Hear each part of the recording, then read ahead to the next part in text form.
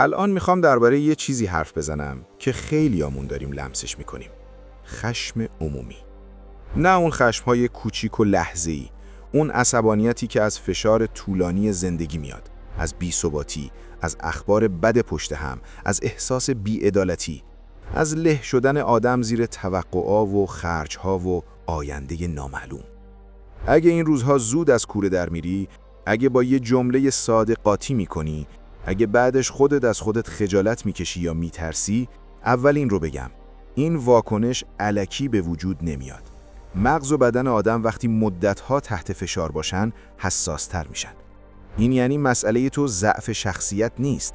مسئله اینه که سیستم عصبیت مدت‌هاست داره اضافه کاری میکنه. ولی بخش مهمش اینه: درست همونقدر که خشم میتونه زندگی رو بسوزونه، میتونه پیام هم داشته باشه. میتونه یه انرژی خام برای تغییر باشه، به شرطی که تبدیلش کنیم به آگاهی و عمل درست، نه انفجار. این ویدیو دقیقاً برای همینه. هم علمی و قابل فهمه، هم روی فشار این روزها میشینه.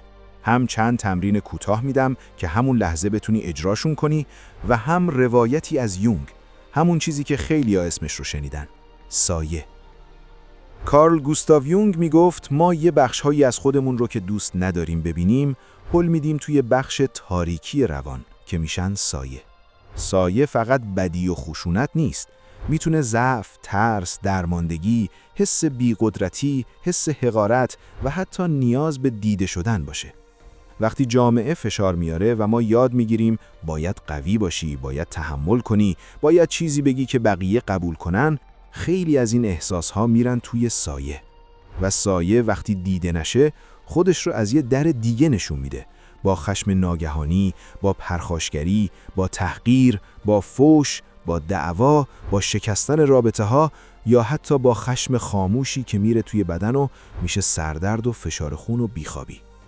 پس اگر بخوام یه جمله جامع این ویدیو رو همون اول بگم، خشم عمومی امروز خیلی وقتها صدای سایه جمعی و فردی ماست. سایه‌ای که از فشارهای واقعی اجتماعی تغذیه میشه.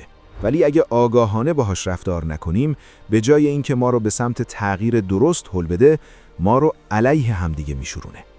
این دقیقاً همون جاست که علم روانشناسی امروز هم با یونگ دست میده. هیجان‌ها پیام دارن، ولی بدون مهارت میشن رفتارهای آسیب زننده. در پژوهش‌های کلاسیک تنظیم هیجان، جیمز گراس توضیح میده که ما یا قبل از انفجار هیجان رو تنظیم میکنیم، مثل بازنگری ذهنی موقعیت، یا بعدش با سرکوب جلوش رو میگیریم. و سرکوب معمولاً فشار فیزیولوژیک رو بالا میبره و هزینه داره. یعنی اینکه فقط دندون رو جگر بذاری و هیچی نگی و وانمود کنی خوبه، خیلی وقتها بعداً با شدت بیشتری برمیگرده. پس قرار نیست اینجا بهت بگم آروم باش یا صبور باش یا بیخیال شو. نه، قرار نیست بیخیال دردهای واقعی بشیم. قرار اینه که خشم رو از حالت نابودگر تبدیل کنیم به راهنما. حالا برای اینکه این موضوع ملموس بشه، بذار یک داستان خیلی آشنا بگم. تصور کن صبح از خونه میزنی بیرون. ذهن درگیر قسط و کار و آینده است. تو مسیر یکی بی‌ملاحظه میپیچه جلوت. تو همون یک ثانیه انگار همه فشارهای چند ماهت جمع میشن تو گلو، دست و چشم. میخوای بزنی طرف رو بتره کنی. یا تو فضای مجازی یه متنی میبینی، یه خبر میبینی، یه بی احترامی میبینی و حس میکنی دیگه بسه و شروع میکنی به جنگیدن با آدمهایی که حتی نمیشناسی. بعدش چی؟ بعدش شاید چند دقیقه احساس قدرت کنی، ولی شب که میخوای بخوابی، مغزت هنوز در حالت آماده باشه. اینجا علوم اعصاب به ما میگه وقتی تهدید احساس میشه، سیستم‌های سریع مغز فعال میشن. آمیگدالا و مدارهای دفاعی زودتر از بخش‌های تصمیم‌گیری منطقی وارد عمل میشن. و وقتی استرس مزمن داریم، بدن وارد چرخه فرسودگی میشه. مفهوم بار آلوستاتیک یعنی هزینه فیزیولوژیک سازگار شدن طولانی با فشار. نتیجهش این میشه که آستانه تحریک پایین میاد. چیزهایی که قبلاً اذیت میکرد ولی قابل کنترل بود، الان دیگه باعث جرقه انفجار میشه. پس اگر خشمت بیشتر شده، اول واقعیت رو ببین. بخشی از این محصول فشار مزمنه. اما این فقط نصف ماجراست. نصف دیگش رو یونگ میگه. ما معمولاً خشم رو به اون بیرون وصل می‌کنیم، به اون آدم، اون راننده، اون همکار، اون گروه. خیلی وقتها هم حق داریم. بیرون واقعاً مسئله هست. ولی یونگ یک هشدار مهم میده. وقتی سایه‌ات رو نبینی، بخش‌هایی از خودت رو روی دیگران مشاهده می‌کنی. یعنی چی؟ یعنی ممکنه من در عمق حس درماندگی داشته باشم، حس تحقیر داشته باشم، حس اینکه دیده نمیشم داشته باشم. ولی چون تحمل دیدنش سخته، مغزم میگه مشکل از اون عالمه و من خشمم رو میریزم روی اون. این یعنی خشم هم میتونه واکنش به بی‌عدالتی واقعی باشه، هم میتونه ماسک یک درد پنهان باشه. ما برای کنترل خشم عمومی باید هر دو لایه رو ببینیم، هم واقعیت بیرونی، هم سایه درونی. اگه فقط بیرون رو ببینیم، گرفتار نفرت و جنگ دائمی میشیم. اگه فقط درون رو ببینیم، دردهای واقعی جامعه رو نادیده میگیریم. راه سالم ترکیب این دوئه. حالا بیایم خشم رو دقیق تعریف کنیم. خشم یک هیجانه، ولی پرخاشگری یک رفتاره. تو میتونی عصبانی بشی و پرخاشگر نشی. تو میتونی خشم رو حس کنی و در عین حال مرز بذاری، گفتگو کنی، اقدام کنی یا حتی اعتراض کنی. پژوهش‌های حوزه پرخاشگری نشون میدن عوامل موقعیتی و شناختی میتونن خشم رو به پرخاشگری تبدیل کنن یا جلوش رو بگیرن. پس هدف ما کشتن خشم نیست. هدف اینه که بین احساس خشم و عمل آسیب زننده فاصله بندازیم. اون فاصله دقیقاً جاییه که آزادی ما شروع میشه. و حالا میریم سراغ بخش کاربردی. 3 کلید اصلی برای خشم اجتماعی. کلید اول، تنظیم بدن. چون خشم قبل از این که فکر باشه، بدن آماده باشه. کلید دوم، تنظیم معنا و فکر. چون تفسیر ما از اتفاقها سوخت خشم رو کم و زیاد میکنه. کلید سوم، تبدیل انرژی خشم به عمل ارزش محور. اینجا هم یونگ وارد میشه و هم رویکردهای مدرن مثل ACT، DBT و CBT. اینا روش‌های درمانی روانشناسی هن و من هر کدوم رو خیلی ساده و محاوره‌ای میگم و بینشون پل میزنم. کلید اول، بدن. وقتی شعله خشم بالا میره، اگه فقط با حرف و منطق بخوای خودت رو کنترل کنی، انگار وسط آتیش میخوای با توضیح خاموشش کنی. اول باید به بدن پیام امنیت بدی. یکی از ساده ترین و علمی ترین راه‌ها تنفس با ریتم آهسته است که روی سیستم عصبی خودکار اثر میذاره و ضربان قلب و برانگیختگی رو پایین میاره. در کارهای پژوهشی بیوفیدبک و تنفس منظم، تنفس حدود 5 تا 6 نفس در دقیقه معمولاً به تنظیم بهتر کمک میکنه. پس همین الان یک تمرین خیلی کوتاه. اگه داری این ویدیو رو جایی میبینی که میتونی انجام بدی، 60 ثانیه با من بیا. دم از بینی 4 ثانیه. بعد بازدم آروم 6 ثانیه. نه با زور. آروم. دوباره برو. اگه الان ذهنت گفت این مسخره است، فقط توجه کن که این همون بخش عجول و عصبیه که میخواد سریع بره سمت انفجار. تو داری با بدن قرارداد میبندی که الان لازم نیست بجنگی. این تمرین قرار نیست مشکلات جامعه رو حل کنه. قرارش اینه که تو رو از حالت واکنش کور بیاره به حالت انتخاب. همین. کلید دوم، معنا و فکر. خیلی از ما وقتی عصبانی میشیم، ذهنمون شروع میکنه به جملات مطلق و تیز. همشون همینن. هیچ چیز درست نمیشه. من همیشه بدشانسم. همیشه به من بی احترامی میشه. اینها اسمش در CBT میشه خطاهای شناختی. نگاه‌های سیاه و سفید و تعمیم افراطی و فاجعه سازی. آلبرت الیس، روانشناس آمریکایی هم درباره بایدهای سفت و سخت حرف میزنه. اینکه ذهن میگه دنیا باید عادلانه باشه، مردم باید درست رفتار کنن و وقتی در واقعیت خلافش اتفاق میفته، خشم فوران میکنه. دقت کن، این بایدها از نظر اخلاقی شاید قابل فهم باشن، اما از نظر روانی اگر تبدیل به انتظار خشک بشن تو رو بیشتر میسوزونن. راهش چیه؟ بازنگری شناختی یا همون Cognitive Reappraisal، یعنی یک قدم عقب‌تر بایستی و داستان ذهنت رو دوباره بررسی کنی. این دقیقاً یکی از قوی‌ترین راهبردهای تنظیم هیجانه. ولی من نمیخوام این رو مثل شعار بگم. بذار عملیش کنم. لحظه‌ای که عصبانیت اوج میگیره، به جای اینکه بپرسی حق با کیه، یک سوال دیگر هم اضافه کن. الان ذهن من چه داستانی ساخته که خشم رو شعله‌ور میکنه؟ مثلا این آدم عمدن میخواد منو تحقیر کنه. شاید درست باشه، شایدم نه، ولی همین مکس یک فضا باز میکنه و اینجا یونگ وارد میشه. یه سوال یونگی طلایی هم اضافه کن که این چیزی که ازش عصبانیم آیا بخشی از سایه منه که دارم روی طرف میندازم؟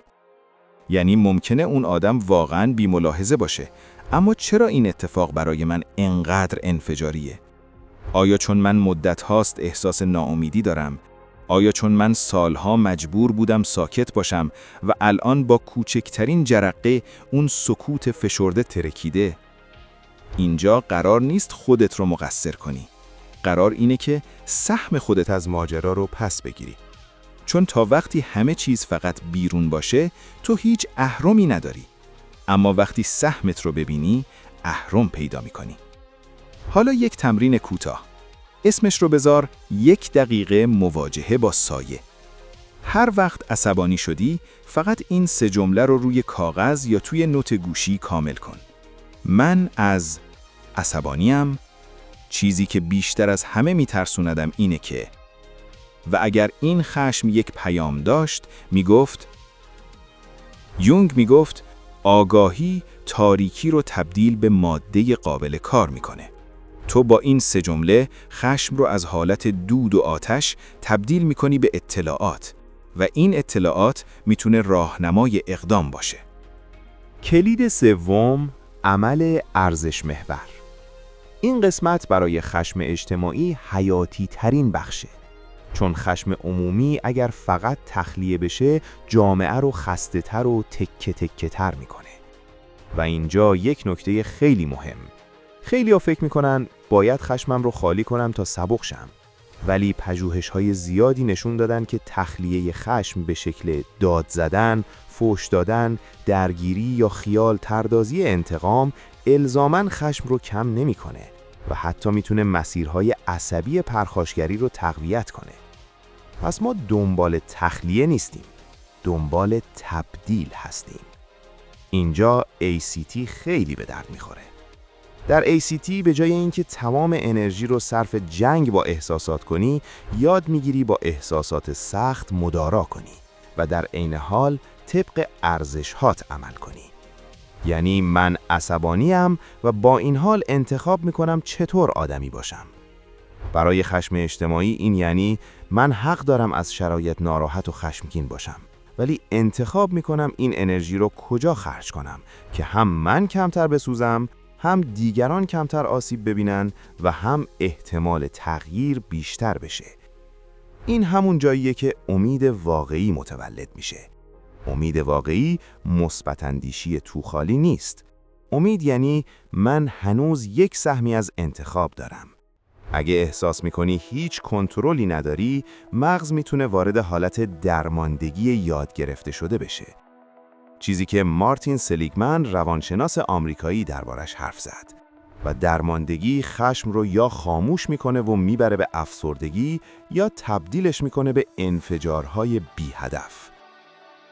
راه مقابله با این چرخه اینه که دایره کنترل رو پیدا کنی. امروز دقیقاً چه کار کوچیکی از من برمیاد؟ نه کار قهرمانانه، کار واقعی. مثلا اگه خشم من از بی‌عدالتیه، ارزش من میتونه عدالت‌خواهی، شرافت، مراقبت از خانواده یا همدلی باشه. حالا عمل ارزش محور یعنی من به جای پرخاش به نزدیکترین آدم زندگیم یک قدم مشخص برمیدارم. شاید مهارت یاد میگیرم، شاید کمک‌های حمایتی میسازم، شاید گفتگوی سالم رو تمرین میکنم، شاید در کار و زندگی نظم مالی یا جسمی میسازم، شاید کمک میکنم یک نفر اطرافم کمتر تنها باشه. اینها کوچیک به نظر میرسن، ولی دقیقاً همونها هستند که سیستم عصبی رو از حالت جنگ بیپایان میارن به حالت زندگی معنادار. خیلیا خشم اجتماعی رو میارن تو خونه و این بدترین کار ممکنه. چون خونه امن‌ترین جا برای تخلیه به نظر میاد، ولی متاسفانه نزدیکترین آدم‌ها بیشترین ضربه رو میخورن. فرض کن 2 نفر تحت فشار بیرونند، هر دو خسته و نگران. یک بحث کوچیک سر یک بحث یا یک حرف تبدیل میشه به جنگ. اینجا یونگ خیلی واضح میگه وقتی سایه فعال میشه، ما طرف مقابلمون رو تبدیل میکنیم به ظرف سایه خودمون. انگار میگیم تو همون چیزی هستی که من ازش متنفرم. این فرافکنی رابطه رو مسموم میکنه. درمانش چیه؟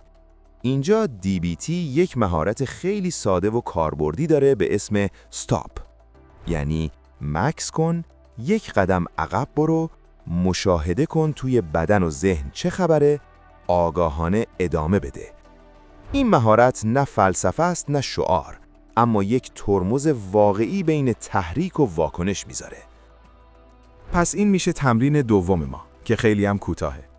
دفعه بعد که وسط بحث داغ شدی و دیدی داری میری سمت گفتن حرفی که بعداً پشیمون میشی، فقط یک جمله بگو: الان دارم به هم میریزم، 1 دقیقه مکس میخوام. همین یک جمله هم مرز میذاره هم مسئولیت پذیریه. بعد 1 قدم عقب برو، 2 تا نفس 4-6 بکش و فقط مشاهده کن. بدنم کجاش داغه؟ فکم قفله. توی قفسه سینم فشاره. ذهنم چه کلماتی میاره؟ بعد ادامه بده، اما آگاهانه. این همون فاصله آزادیه. حالا یک نکته ویژه. خیلیا میگن من عصبانیم پس همینم. نه. خشم یک حالت گذراست، نه هویت تو، حتی اگر سالهاست باهاته. خیلی از رویکردهای جدیدتر در رواندرمانی روی همین جدا کردن من از هیجان تاکید دارن. مثلا در ACT بهش میگن فاصله گیری از افکار. اینجا یک جمله خیلی جدی میخوام بگم. خشم مزمن فقط رابطه ها رو نمیسوزونه. بدن خودت هم از بین میبره. فشار خون، مشکلات خواب، بیماری‌های گوارش، دردهای عضلانی و حتی تصمیم گیری. تو وقتی خسته و برانگیخته‌ای، وقتی عصبی هستی، تصمیم‌های مالی، عاطفی و شغلی بدتری میگیری. پس کنترل خشم یک مهارت لوکس نیست، یک مهارت بقاست. و حالا میخوام یک بار واضح مرزبندی کنیم. خشم حسه، ولی خشونت انتخابه. اگه خشم تو داره میره سمت آسیب به خودت یا اطرافیانت، یا اگر تو رابطه‌ای هستی که خشونت فیزیکی یا تهدید وجود داره، اینجا دیگه ویدیو کافی نیست. کمک تخصصی لازمه. با یک روانشناس یا روانپزشک صحبت کن. گفتن اینها ضعف نیست. این همون جنگیدن واقعی برای زندگیه. اینو یادت باشه که من اهل شعار دادن نیستم. من نمیگم همه چیز خوب میشه. من میگم حتی در شرایط سخت تو هنوز میتونی 3 چیزو پس بگیری. یکی بدنت رو، یکی ذهنت رو و یکی عملت رو. و همین 3 تا زندگی رو از حالت واکنش میبره به حالت مقاومت هوشمندانه. یونگ یک نگاه مهم داشت. انسان وقتی رشد میکنه که تضادها رو آگاهانه تحمل کنه و یک پارچه تر بشه، نه اینکه نصف خودش رو سرکوب کنه. ما هم همین کارو میکنیم. خشم رو سرکوب نمیکنیم، ولی اجازه نمیدیم فرمان زندگی دست خشم باشه. و اینجاست که یک جمله کلیدی میخوام بدم. خشم تو میتونه تبدیل بشه به مرز، تبدیل بشه به انرژی برای ساختن. اما اگر رهاش کنی، تبدیل میشه به نفرت. و نفرت هم اول از همه صاحبش رو میکشه. جنگیدن سالم جنگیدن با خود آدم‌ها نیست. جنگیدن سالم یعنی جنگیدن برای آگاهی، برای کرامت، برای کیفیت زندگی، برای رابطه‌های امن، برای ساختن مهارت، برای قوی‌تر کردن بدن و ذهن. یعنی تبدیل خشم به مسئولیت. تو میتونی هم ناراحت باشی، هم امیدوار. اینها تناقض نیست، بلوغه. اگه این ویدیو حتی به 1 نفر کمک کرده باشه، یعنی ما کارمون رو درست انجام دادیم.